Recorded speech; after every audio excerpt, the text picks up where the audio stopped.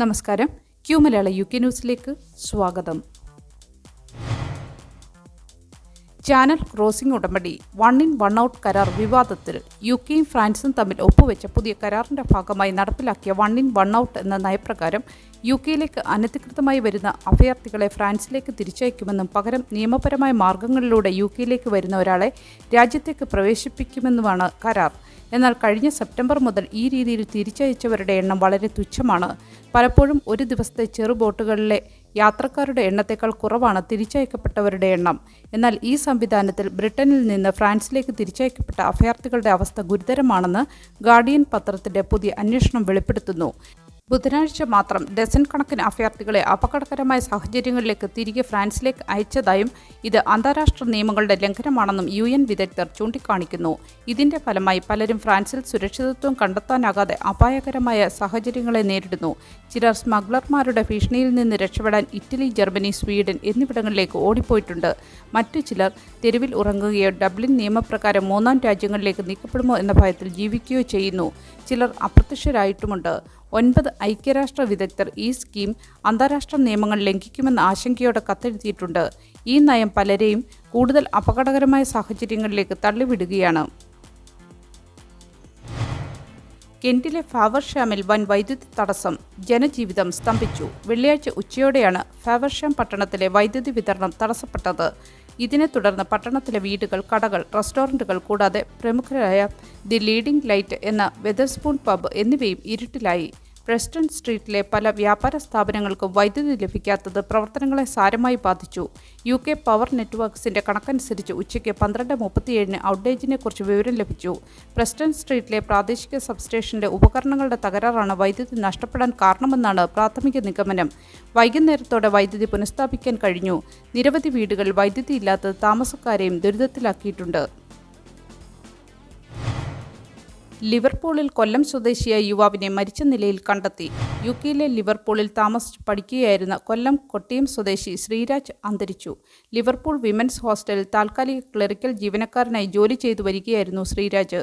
Liverpool യൂണിവേഴ്സിറ്റിയിൽ mechanical engineering പഠനത്തിന് student വിസയിലാണ് ഇദ്ദേഹം യുകെയിലെത്തിയത്. കഴിഞ്ഞ 2 ദിവസമായി ഫോണിൽ ബന്ധപ്പെടാൻ കഴിയാതായതോടെ ആശങ്കയിലായ സുഹൃത്തുക്കൾ പോലീസിൽ വിവരമറിയിക്കുകയായിരുന്നു. തുടർന്ന് പോലീസ് അപ്പാർട്ട്മെന്റിൽ നടത്തിയ പരിശോധനയിലാണ് ശ്രീരാജിനെ മരിച്ച നിലയിൽ കണ്ടെത്തിയത്. 26 വയസ്സുള്ള ശ്രീരാജിന്റെ അപ്രതീക്ഷിത വിയോഗം സഹപാഠികൾക്ക് വലിയ ഷോക്കാണ് നൽകിയിരിക്കുന്നത്. മൃതദേഹം ഇൻക്വസ്റ്റ് നടപടികൾക്ക് ശേഷം മോർച്ചറിയിലേക്ക് മാറ്റിയിട്ടുണ്ട്. ബ്രിട്ടീഷ് സമ്പദ് വ്യവസ്ഥയിൽ ചരിത്ര നേട്ടം, ഏറ്റവും ഉയർന്ന ബജറ്റ് മിച്ചം രേഖപ്പെടുത്തി. ബ്രിട്ടീഷ് സമ്പദ് വ്യവസ്ഥ റെക്കോർഡ് ബജറ്റ് മിച്ചം രേഖപ്പെടുത്തി. ഓഫീസ് ഫോർ നാഷണൽ സ്റ്റാറ്റിസ്റ്റിക്സ് പുറത്തുവിട്ട കണക്കുകൾ പ്രകാരം ജനുവരി മാസത്തിൽ മാത്രം 30.4 ബില്യൺ പൗണ്ടിന്റെ മിച്ചമാണ് രാജ്യം സ്വന്തമാക്കിയത്. 1993 കണക്കുകൾ സൂക്ഷിക്കാൻ തുടങ്ങിയതിന് ശേഷമുള്ള ഏറ്റവും ഉയർന്ന ജനുവരി മാസത്തെ തുകയാണിത്. Self assessment tax, capital gains tax എന്നിവയിൽ നിന്നുള്ള വരുമാന വർധനവാണ് ഈ അപ്രതീക്ഷിത നേട്ടത്തിന് പിന്നിൽ. 2025 ജനുവരിയിലെ കണക്കുകളുമായി താരതമ്യം ചെയ്യുമ്പോൾ ഇത്തവണത്തെ മിച്ചം ഇരട്ടിയോളമുണ്ട്. വരുമാനം വർദ്ധിച്ചെങ്കിലും പൊതുസേവനങ്ങൾക്കും ആനുകൂല്യങ്ങൾക്കുമുള്ള ചിലവുകളിൽ കാര്യമായ വർധനവ് ഉണ്ടായില്ല എന്നതും കടത്തിന്റെ പലിശ ഇനത്തിൽ ചിലവ് കുറഞ്ഞതും മിച്ചം വർദ്ധിക്കാൻ കാരണമായി. ക്യാപിറ്റൽ ഗെയിൻസ് ടാക്സിലൂടെ മാത്രം 17 ബില്യൺ പൗണ്ട് ലഭിച്ചത് ഇതിന് പ്രധാന കാരണമാണ്. നികുതി സ്ലാബുകൾ മാറ്റമില്ലാതെ തുടരുന്നതും വരുമാനം കൂടിയ പലരെയും ഉയർന്ന നികുതി പരിധിയിലേക്ക് കൊണ്ടുവന്നതും സർക്കാരിന്റെ വരുമാനം ഉയർത്തി. എങ്കിലും രാജ്യത്തിന്റെ പൊതുകടം GDPയുടെ 92.9% ഉയർന്നു നിൽക്കുന്നത് ആശങ്കയുളവാക്കുന്നു. തൈറോയ്ഡ് ചികിത്സയ്ക്കിടെ ക്യാൻസർ സ്ഥിരീകരിച്ചു. നോർത്തേൺ അയർലൻഡിൽ മലയാളി നിര്യാതനായി. നോർത്തേൺ അയർലൻഡിലെ ഡൗൺ പാട്രിക്കിൽ താമസിച്ചിരുന്ന ആദ്യകാല മലയാളികളിൽ ഒരാളായ വർഗീസ് അട്ടശ്ശേരി നിര്യാതനായി. ബെൽഫാസ്റ്റിലെ സിറ്റി ഹോസ്പിറ്റലിൽ വെച്ചായിരുന്നു അന്ത്യം.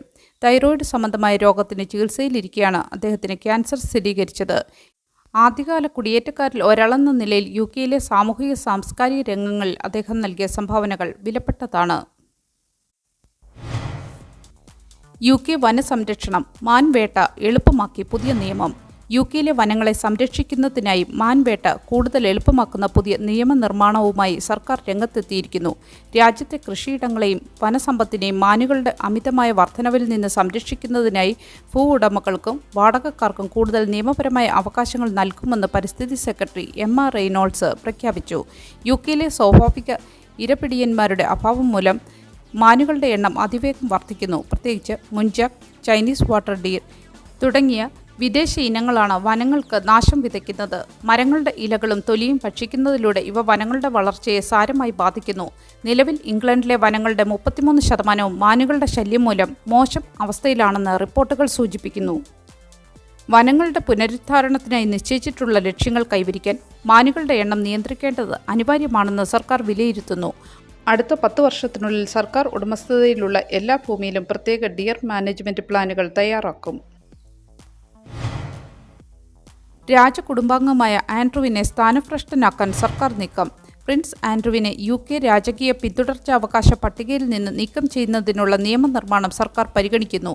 പ്രതിരോധ മന്ത്രി ലൂക്ക് പൊള്ളാർഡ്സ് BBC-യുടെ പ്രസ്താവനയിൽ ഇക്കാര്യം സ്ഥിരീകരിച്ചു. ഇത് ആൻഡ്രൂ ഒരിക്കലും രാജാവാകുന്നതിൽ നിന്ന് തടയുമെന്നും ഇത് ശരിയായ നടപടിയാണെന്നും അദ്ദേഹം കൂട്ടിച്ചേർത്തു. നിലവിൽ രാജാവിൻ്റെ സഹോദരനായ ആൻഡ്രൂ പീഡോഫൈൽ ഫിനാൻസിയർ ജെഫ്രി എപ്സ്റ്റീനുമായുള്ള ബന്ധത്തെ തുടർന്ന് ടൈറ്റിലുകൾ നഷ്ടപ്പെട്ടെങ്കിലും 8ാം സ്ഥാനത്ത് പിന്തുടർച്ചാവകാശ പട്ടികയിൽ തുടരുന്നു. വ്യാഴാഴ്ച വൈകുന്നേരം അറസ്റ്റിലായ ആൻഡ്രൂവിനെ 11 മണിക്കൂറിന് ശേഷം അന്വേഷണത്തിനായി വിട്ടയച്ചിരുന്നു. ആൻഡ്രൂ നിരപരാധിത്വം പ്രസ്താവനയിൽ ആവർത്തിച്ചിട്ടുണ്ട്. ഈ നീക്കം നടപ്പിലാക്കാൻ പാർലമെന്റിന്റെ അനുമതി ആവശ്യമായി വരും. UK-യിലെ കുടിയേറ്റ കുടുംബങ്ങൾക്ക് ദുരിതം. ആനുകൂല്യങ്ങൾ നിഷേധിക്കപ്പെട്ടേക്കാം. കുടിയേറ്റ കുടുംബങ്ങൾക്ക് കടുത്ത ദുരിതങ്ങൾ സമ്മാനിക്കുന്ന പുതിയ നിയമനിർമ്മാണവുമായി UK സർക്കാർ മുന്നോട്ടു പോകുന്നു. ജോലി ചെയ്യുന്നവർക്ക് പോലും ലഭിക്കുന്ന ഇൻവർക്ക് ബെനിഫിറ്റുകൾ നിഷേധിക്കപ്പെട്ടേക്കാം എന്നാണ് റിപ്പോർട്ടുകൾ സൂചിപ്പിക്കുന്നത്. നിലവിൽ 10 വർഷത്തെ താമസത്തിന് ശേഷമാണ് പലർക്കും സെറ്റിൽ സ്റ്റാറ്റസ് ലഭിക്കുന്നത്. എന്നാൽ ഹോം സെക്രട്ടറി ഷബാന മഹ്മൂദിന്റെ പുതിയ നിർദ്ദേശങ്ങൾ അനുസരിച്ച് സർക്കാർ ആനുകൂല്യങ്ങൾ ഉപയോഗിച്ചതായി കണ്ടെത്തിയാൽ ഈ കാലയളവ് 20 വർഷമായി വർദ്ധിപ്പിക്കും. ഇത് പല കുടുംബങ്ങളെയും കടുത്ത സാമ്പത്തിക ഞെരുക്കത്തിലേക്ക് തള്ളിവിടുമെന്ന് വിദഗ്ധർ പറയുന്നു.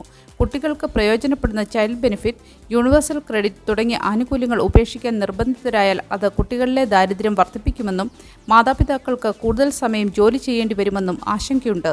ഇത് കുടിയേറ്റക്കാരായ കുട്ടികൾ ദീർഘകാല അടിസ്ഥാനത്തിൽ ദോഷകരമായ ഫലങ്ങളുണ്ടാക്കുമെന്നും ചൂണ്ടിക്കാണിക്കപ്പെടുന്നു.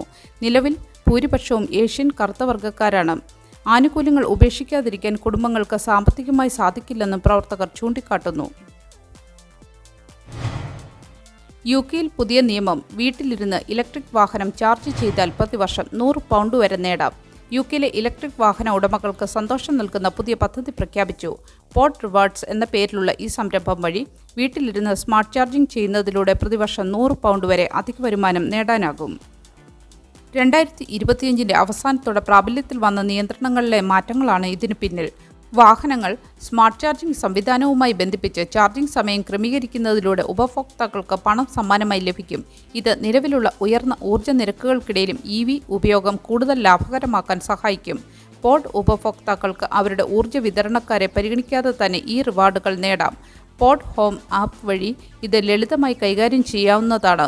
മുൻകാല പരീക്ഷണങ്ങളിൽ നിന്ന് ഉപഭോക്താക്കൾക്ക് ഇതിനോടകം £3,30,000-ലധികം ഇതിനകം റിവാർഡുകളായി നൽകിയിട്ടുണ്ട്. ഈ പുതിയ പദ്ധതിയിലൂടെ ലക്ഷക്കണക്കിന് EV ഡ്രൈവർമാർക്ക് പ്രയോജനം ലഭിക്കുമെന്ന് പ്രതീക്ഷിക്കുന്നു.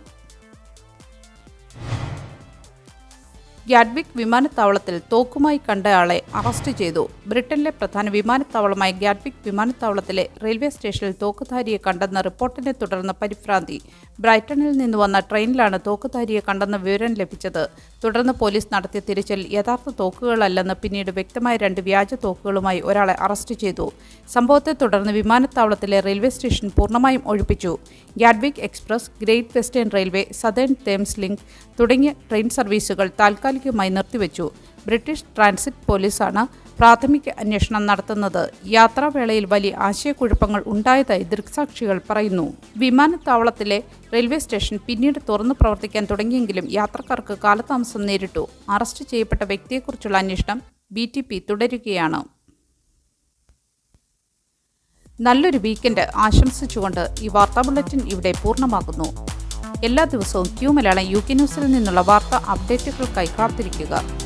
നോട്ടിഫിക്കേഷനുകൾ ലഭിക്കുന്നതിന് ബെല്ലൈക്കൺ എനേബിൾ ചെയ്യണമെന്നും ഫേസ്ബുക്ക്, ഇൻസ്റ്റാഗ്രാം, യൂട്യൂബ് എന്നിവയിലൂടെ Q Malayalam UK news follow ചെയ്യണമെന്നും അഭ്യർത്ഥിക്കുന്നു.